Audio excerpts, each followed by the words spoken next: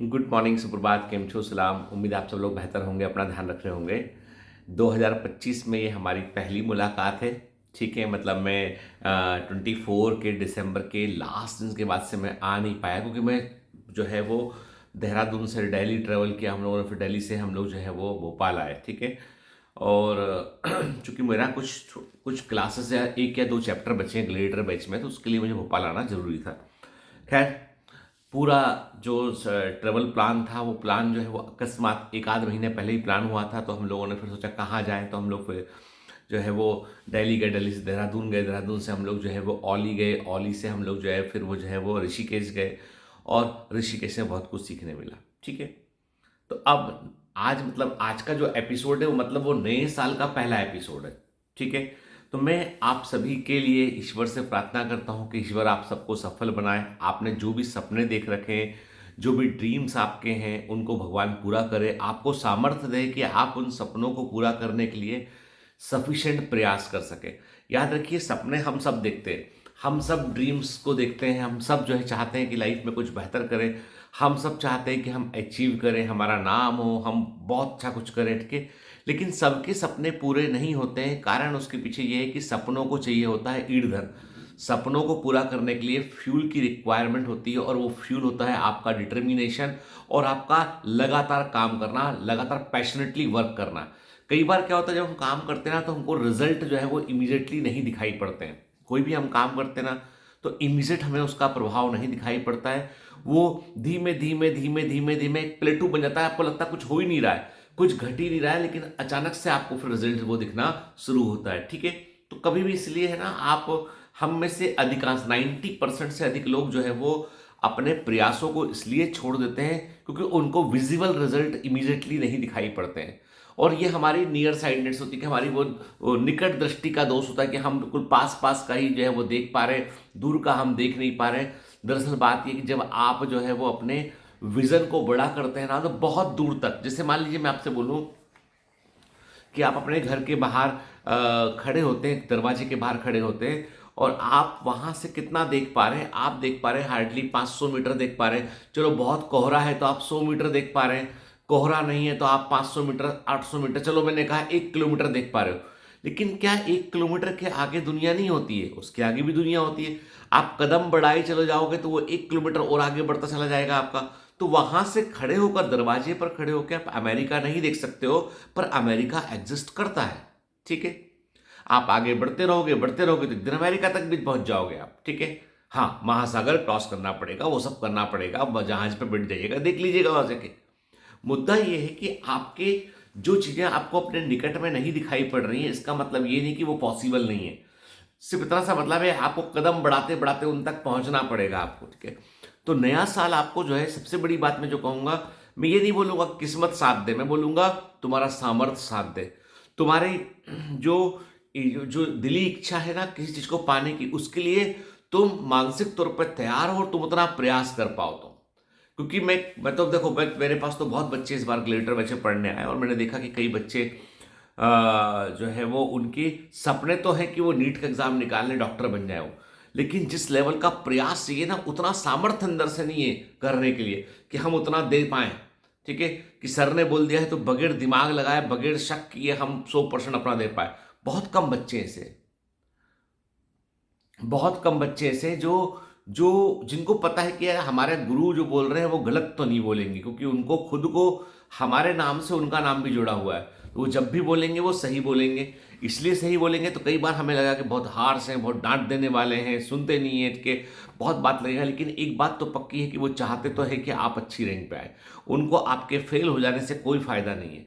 आप पढ़ रहे हैं, आपके रिजल्ट अच्छा नहीं आएगा तो उन्हें कोई फायदा नहीं है, क्योंकि ये वन टाइम चीज नहीं है ये, क्योंकि ह्यूमन टू ह्यूमन इंटरेक्शन है।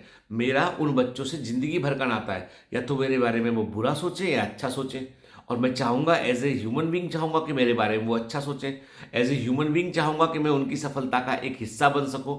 एज ए ह्यूमन बींग चाहूंगा कि वे अच्छी रैंक पर सिलेक्ट हो, जिसके चलते मेरा भी नाम हो। ठीक है, तो एक इंसानी प्रवृत्ति तो यही कहती है आपसे। अब मैं कोई डेविल तो हुई नहीं, ठीक है ना। खैर, जो भी है, डेविल से मुझे याद आया कि भी एक बड़ी इंटरेस्टिंग घटना घटी कि हम लोग जब जब कहीं किसी होटल में रुके हुए थे तो वो बच्चे को कुछ बाहर करने था नहीं ज़्यादा, बाहर बहुत ठंड पड़ रही थी। तो एक गेम होता है ड्रम्स रास, जिसमें कि क्या होता है, इसमें कि व्यक्ति मूवी के नाम को सुनकर एक्टिंग करता है और आपको मूवी का नाम गेस करना होता है। ठीक है, तो अब तो हम तीन ही लोग थे, भारती, मैं और अनय। बड़ा वाला बेटा नहीं गया ट्रिप पे क्योंकि उसके एग्जाम टेस्ट में देने की तैयारी कर रहा था, वो 11th में भी वो। तो वो खुद से ही इतना सीरियस है कि वो नहीं गया वो। ठीक है, हम लोगों ने तो बहुत समझाया, कोई फर्क नहीं पड़ता बेटा, 8 दिन। उसने कहा नहीं, 8 दिन में फर्क पड़ता है, मेरे साथ वाले लोग आगे निकल जाएंगे। और मैं अप्रिशिएट करता हूँ मेरे बेटे के उस एफर्ट को, उस त्याग को, कि पूरी फैमिली कहीं घूमने गई है, अच्छी जगह पर घूमने गई है ना। सारा कुछ बेस्ट पॉसिबल करने की मैंने कोशिश की है, भारती ने कोशिश की है, तो भी वो नहीं गए ट्रिप में। यही छोटे छोटे सेक्रीफाइस जो ना वो इकट्ठे होकर बड़ा रिजल्ट देते हैं। तो हम लोग जो है वो एक दिन होटल में ड्रम सास खेल रहे थे, और उसके बाद जो है गेम खत्म होने के बाद मेरी और मेरी वाइफ की जो है वो कम से कम 24 घंटा बात नहीं हुई। ठीक है, क्या हुआ कि वो उसमें मूवी की एक्टिंग कर रहे, तो अनय जो है वो एक्टिंग कर रहा था। हम दोनों पति पत्नी के बीच मुकाबला था कि अनय जो एक्टिंग कर रहा है वो मूवी कौन सी है। ठीक है ना, तो हमें नाम गेस करना था। अब उसने क्या किया, तमाम मैं कभी मेरे 5 पॉइंट, कभी भारती के 5 पॉइंट, ऐसे चल रहा था।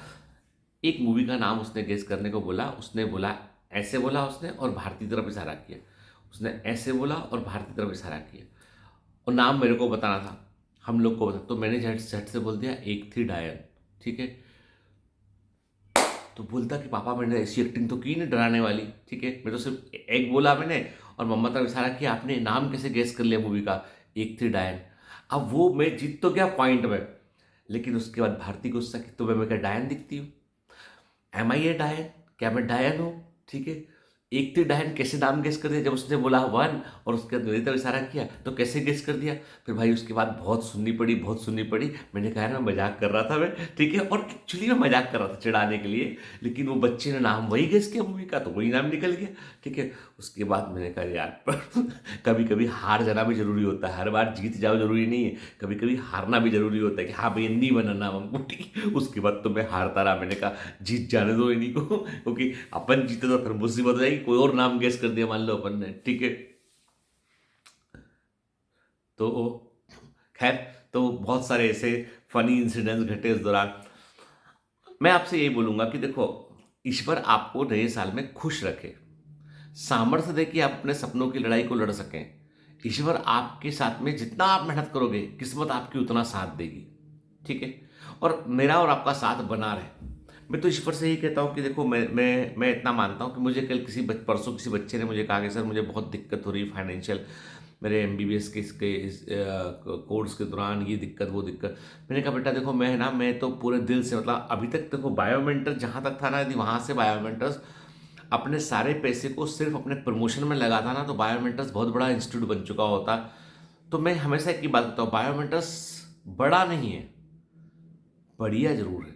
बायोमेंटस बहुत बड़ा नहीं है, पर बहुत बढ़िया जरूर है। ठीक है, तो मैंने दुख के साथ उसको कहा कि बेटा आई एम वेरी सॉरी कि मेरे पास अभी सरप्लस फंड है ही नहीं है और इंस्टीट्यूट के पास में, जिससे कि मैं तुम्हारी फाइनेंशियल हेल्प कर पाऊँ, क्योंकि बायोमेंटस अपना बहुत पैसा उन कमांडोस की पढ़ाई में लगाया हुआ है जो एमबीबीएस करके अब बाहर आ चुके हैं। ठीक है, जो एमबीबीएस कर चुके हैं, बाहर आ चुके हैं। हम लोगों ने कई लोगों को जो है वो फंड के लिए लाइजनिंग भी कराया हमने, दूसरे दूसरे लोगों से सीएसआर भी दिलवाया हुआ है हमने, तो बहुत कोशिश किया हमने। लेकिन समहाउ पता नहीं गॉड की, ईश्वर की अपनी महिमा होती कि जिस लेवल का ग्रोथ बायोमेंटर्स को मिलना चाहिए था वो किसी कारण से मिल नहीं पाया। ठीक है, लेकिन मैं ये भी बोलता हूँ कि जो होता है, जो मन का हो वो अच्छा, जो मन का नहीं हो वो अच्छा के। ईश्वर का कोई और प्लान है उसके लिए। गॉड के पास कभी ऐसा नहीं कि प्लान नहीं है, यदि आप कोशिश कर रहे हो तो उसके पास एक प्लान हमेशा है, तो वो प्लान आपके सामने रख देगा। और यदि अचानक से हम लोग, अब क्या हुआ कि ये हम ट्रेवल में कैसे गए, हुआ ये कि भारतीय लोग जो है सेंट्रल सर्विस में, भारतीय जो केंद्र सरकार की सर्विस होती है ना, जो मतलब उसमें ministry of finance, government of India, तो इन लोगों को क्या होता है, हर 4 साल में इनको एक एलटीसी मिलता है, लीव ट्रेवल कंसेशन मिलता है, और उस एलटीसी में आप भारत में कहीं भी घूम सकते हो, आप इंडिया में कहीं भी। अब चूंकि भारतीय बहुत सीनियर अफसर हैं, तो बिजनेस क्लास का टिकट मिलता है उसमें पूरा, और कोई अकेली को नहीं मिलता, वो पूरी फैमिली को मिलता है। तो पूरी फैमिली के लिए ट्रैवल प्लान, मतलब जाना आना आपका फ्री, आपका स्टे का भी रीइंबर्समेंट होता है एक अमाउंट तक, और उसके बाद जो भी आप जैसे कि मान लो अपने गाड़ी की वहाँ पे कुछ भी अपने ट्रेवल संसाधन लिया वहाँ तक पहुँचने के लिए, उसका भी रीइंबर्समेंट होता है। तो सरकार जो है वो बहुत बड़े अफसरों को जो है सरकार जो है ना उनके काम करने के बदले भाई 4 साल आपने बहुत जम के काम किया है, अब आपको हम थोड़ा 5-10 दिन का छुट्टी देते हैं आपको हम, ठीक है। तो वो लीव ट्रेवल कंसेशन बोलते हैं। तो वो था, तो वो यदि हम लोग दिसंबर में नहीं जाते ना तो वो 31 दिसंबर को वो खत्म हो जाता है। मतलब उसकी डेट होती है कि आपको अवेल करना है तो मतलब करना है, नहीं करोगे तो खत्म हो, तो खत्म हो जाता वो। तो फिर आनंद फानंद भारती को जब पता चला, उनके स्टाफ ने बताया कि मैडम आपका ये खत्म होने वाला है, ट्रेवल प्लान कर लीजिए। तो हम लोग फिर 21 दिसंबर से लेके 31 दिसंबर तक का 10 दिन का ट्रेवल प्लान किए पूरा। मैं बोलता रहा यार देखो ये तो बड़ा पीक टाइम है मेरा, मेरे को अभी नहीं जाना है, लेकिन बोले कि नहीं भी खत्म हो जाएगा ये। और तब खत्म होने का नुकसान वो लाखों रुपए में है, क्योंकि यदि आप खुद से जाओगे ना तो बहुत पैसा खर्च होएगा आपका। और वो भी मतलब बिल्कुल ऑनेस्टली बोलता हूँ कि डोमेस्टिक ट्रेवल में, इंडिया में डोमेस्टिक ट्रेवल में बिजनेस क्लास मैंने कभी नहीं बैठा था बैठ के। एक आध बार कभी अपग्रेड हुआ था कई सालों पहले टिकट अपने आप से, तो बैठा था, मैं नहीं बैठा कभी। बढ़िया, मतलब बहुत डिफरेंशिएट है भैया, वो तो अलग अलग आपकी पूरी सेवा करते हुए लेके जाते हैं एयरलाइंस वाले आपको। तो मतलब कहने का मतलब ये कि कई बार प्रिविलेज भी आपको मिल जाते हैं ऐसे, ठीक है। तो सडनली फिर मेरा प्लान रहा, तो मैं वही बोलूँ कि मेरे साथ अभी एक बेटा कि ना हम चाहते हैं कि ईश्वर से हमारी ये प्रार्थना है कि भगवान बायोमेंटर्स को इतना सक्षम बनाए कि वो अपने कमांडोज जिनको वास्तव में रिक्वायरमेंट है, जो वास्तव में परेशान है, जिनको फाइनेंशियल हेल्प की रिक्वायरमेंट है, उनको किसी और के सामने हाथ फैलाने की बजाय बायोमेंटर्स से हक से बोलना कि सर मेरी मदद करो ना, ठीक है ना, मैं निकल गया हूँ, गवर्नमेंट कॉलेज के अंदर हूँ, मेरे को ये प्रॉब्लम है सर, तो बायोमेंटर्स मदद कर सके। मैं ईश्वर से यही प्रार्थना करता हूँ कि हमको इतना सक्षम बनाए। खैर अब देखो ऐसा है ना कि हमने कुछ बुरा नहीं किया, हम लोगों ने पढ़ाया, बहुत मन से पढ़ाया, हम लोग पढ़ा रहे हैं, हम लोग ठीक है, सब कोशिश कर रहे हैं, ईमानदार कोशिश कर रहे हैं। और हाँ, ये कि हमने हमेशा नीड पे फोकस किया, ग्रीड पे फोकस नहीं किया। हमारे पास, मैं आपको इंसिडेंस बताऊँ कि एक आपको मैंने बताया था एक बहुत बड़ी कंपनी है जो हम लोगों से बात करना चाह रही थी। तो हुआ ये कि मैं नाम नहीं लूँगा उनका, हुआ ये कि जब वो नोएडा दिल्ली बेस्ड है, तो उन लोगों ने क्या किया कि उन लोगों ने मुझसे बोला कि 31 के दिन उनको जो है मुझसे मिलना था। जब मैं दिल्ली आया था तो दिल्ली से भी कि आप आके मिल लीजिए। तो मैंने उनकी पीए से रिक्वेस्ट किया कि इसके ऐसा है कि मेरी फ़्लाइट जो है, भोपाल की फ़्लाइट जो है ना, वो 2-2:30 बजे की फ़्लाइट है। तो मुझे जो है ना मतलब एनी हाउ दिल्ली एयरपोर्ट मुझे 12:30 बजे तक पहुंचना पड़ेगा, क्योंकि 1 घंटा एयरपोर्ट में अंदर जाने में लगता है और फिर अंदर सिक्योरिटी चेक इन सब होता है। और फैमिली मेरे साथ में, तो उनसे बोलिए कि मीटिंग को 9:30 कर ले, वो 10 की बजाय। तो मैं आपके नोएडा जो जहाँ पे भी आप गुरुग्राम, वहाँ मैं पहुँच जाऊँगा और मीटिंग करके 1 घंटे में वापस जाऊँगा। उन्होंने कहा कि उनकी पीए ने बोला कि 10 का टाइम आपको दिया था कि आप टाइम पर पहुँच जाए, हमारे सर जो आपसे मिलने वाले वो 10:30 या 10:40 तक आएंगे वो। तो मतलब आप 12 तक तो आप शायद 12-12:30 तक तो आपको मीटिंग में रहना पड़ेगा। मैंने कहा उनसे एक बार रिक्वेस्ट कर लीजिए कि आधा घंटा पहले आ जाए। तो उनने साफ साफ मैसेज में कहा कि नहीं नहीं कर पाएंगे, रिशेड्यूल नहीं कर पाएंगे, आपको 10 पे वहाँ पे अपने आप को पंच करा देना है कि आप 10 बजे आ गए यहाँ पे, ताकि हमारे बॉस आपसे आके अपने सुविधा अनुसार मिल सके, आप बैठें। मैंने साफ मना किया, मैंने कहा कि भैया ऐसा है, यदि आप आधा घंटा टाइम आगे पीछे नहीं कर सकते मेरे लिए और आप मुझे महत्वपूर्ण समझते हैं, मुझसे मिलना चाहते हैं, तो ये आपको सोचना पड़ेगा। मैं तो आ गया हूँ क्योंकि मेरे ट्रेवल प्लान में तो ये था ही नहीं शामिल, तो मेरा तो ट्रेवल प्लान घूमने का था पूरा। तो इसका मतलब ये हुआ कि यदि आप अभी इन चीज़ों पर फ्लेक्सिबल नहीं हैं, आप कि आधा घंटा आप मेरे लिए जो है, मुझे आप या तो शार्प 10 मिलिए या आप 9:30 पहुँच जाइए आप, ठीक है। मैं पहुँच रहा हूँ, फैमिली के साथ हूँ, ट्रेवल प्लान में से समय निकाल कर आपको दे रहा हूँ मैं, और आप आधा घंटा नहीं एडजस्ट कर सकते। इसका मतलब ये कल को मैं आपसे बोलूँगा कि इन बच्चों के लिए कुछ करना है तो आप बिल्कुल नहीं करेंगे। आप जब मेरे लिए आधा घंटा आगे पीछे नहीं कर पा रहे हैं, तो मतलब यदि आप सीईओ हैं तो हम भी सीईओ हैं। आप बड़े आदमी, बहुत बड़े आदमी हैं, तो हम भी बहुत छोटे आदमी नहीं हैं, ठीक है। तो मैंने तो साफ बोला उसकी पीए को कि अब आगे से आप मुझसे डायरेक्ट कोऑर्डिनेट मत करना, मेरी पीए से कोऑर्डिनेट करना आप, ठीक है। और मीटिंग का जब जिस दिन उनके पास वक्त हो पूरा ना, उस दिन मैंने कहा मैं किसी का इंतजार नहीं करूंगा कि मुझे 10 बजे बुला के आप बोलो 10:30 10:40 आएंगे, वो बैठ के चाय पीता रहूं, बिल्कुल नहीं करूंगा। मेरा अभी मिनट कीमती है, साफ। अब मैंने कहा भाड़ में जाए, डील हो चाहे ना हो, क्या फर्क पड़ता है उससे। लेकिन भैया ऐसा है, तुम अपनी डील अपने पास रखो, अपन अपना एटीट्यूड अपने पास रखेंगे, ठीक है। बहुत झटके खा के, बहुत धोखे खा के, बहुत धक्के खा के ये एटीट्यूड अंदर आया कि अपन जहाँ हम खड़े होंगे लाइन वहीं शुरू होगी, भले लाइन छोटी हो पर शुरू जरूर वहीं हो से होगी, ठीक है। तो इतना तो रखना पड़ेगा कॉन्फिडेंस अपने अंदर, ठीक है।